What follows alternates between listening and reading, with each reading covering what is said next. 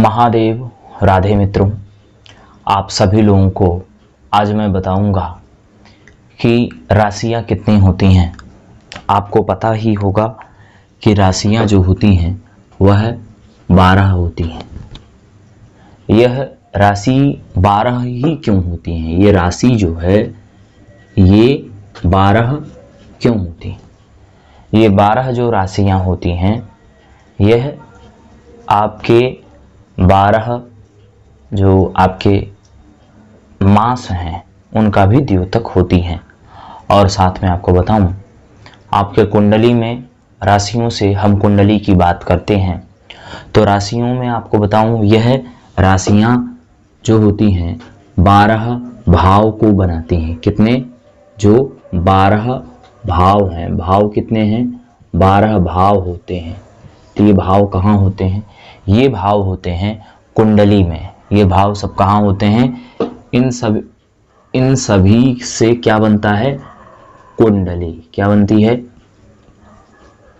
कुंडली। जिसे हम कुंडली भी कई प्रकार की होती है। कुंडली कितने प्रकार की होती है? एक होती है लग्न कुंडली, एक होती है लग्न कुंडली, एक होती है जन्म कुंडली, और एक होता है गोचर होता है। क्या होता है? गोचर। क्या होता है? गोचर। गोचर में हम क्या बोलते हैं कि वर्तमान में जो बालक का जब जन्म हुआ तो ये उस समय का है। ठीक है। जन्म कुंडली ऐसा समझ लीजिए संपूर्ण जन्म के बारे में बताया जाता है। यह संपूर्ण जन्म कुंडली हो गई। गोचर हम किसे कहते हैं? जब बालक का आपके जन्म होगा, जब बालक का आपके जन्म हुआ है तो वर्तमान में कौन से ग्रह किस स्थिति में है, क्या कर रहे हैं, क्या फल देंगे, वह इसमें बताया जाएगा, यानी कि गोचर में। मित्रों, ये जो भाव होते हैं ये भाव कितने प्रकार के होते हैं? तो भाव 12 प्रकार के होते हैं। इधर देखिए मैं 12 भाव बनाता हूं। थोड़ी सी कम जगह है फिर भी चलेगा। ये देखिए 12 भाव आप देखें। थोड़ा सा मैं इतना चित्रकार आदमी नहीं हूं, थोड़ा सा गड़बड़ भी बन सकता है, बुरा नहीं मानेंगे आप लोग, मैं ऐसी आशा करता हूं आपसे। ये देखिए, ये देखिए, ये बन गया। थोड़ा सा यहाँ गड़बड़ हो रहा है। ये देखिए ये इधर चला गया। ये कितने क्या हो गया? यह भाव चक्रम। क्या है? भाव चक्रम। भाव कितने होते हैं? 12 भाव होते हैं। 12 राशि होती हैं तो 12 भाव भी होते हैं, 12 महीने भी होते हैं। देखिए, तो भाव का मतलब क्या होगा? ग्रहों का और राशियों का जब सम्मेलन होगा तो वही भाव कहलाता है। तो एक राशि यहाँ पर हो गई, पहली राशि, ये दूसरी राशि, तीसरी, चौथी, पांचवी, छठवीं, सातवीं, आपका 8वां भाव हुआ, ये आपका 9वां भाव हुआ, ये आपका 10वां भाव हुआ, और ये आपका 11वां भाव हुआ, ये आपका 12वां भाव हुआ।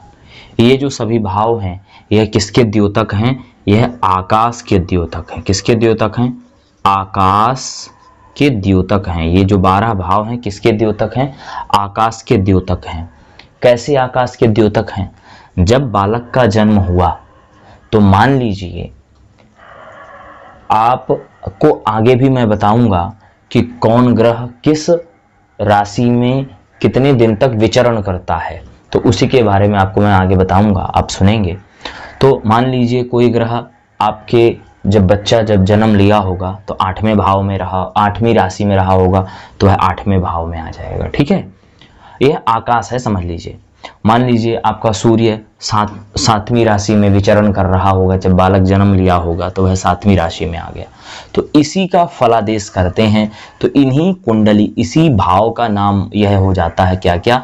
लग्न भी हो जाता है, जन्म भी हो जाता है, गोचर भी हो जाता है। जिसे हम इन सबको मिला करके क्या बोलते हैं, कुंडली बोलते हैं। ठीक है, अब बताता हूं आपको, जो लग्न है, यह जो लग्न है कैसे बनता है। वर्तमान में जो बालक जन्म लिया, तत्काल में लग्न तो देखिए हमेशा का बनाया जाता है, रोज का लग्न बनाया जाता है, तो लग्न हो गया और जन्म हो गया।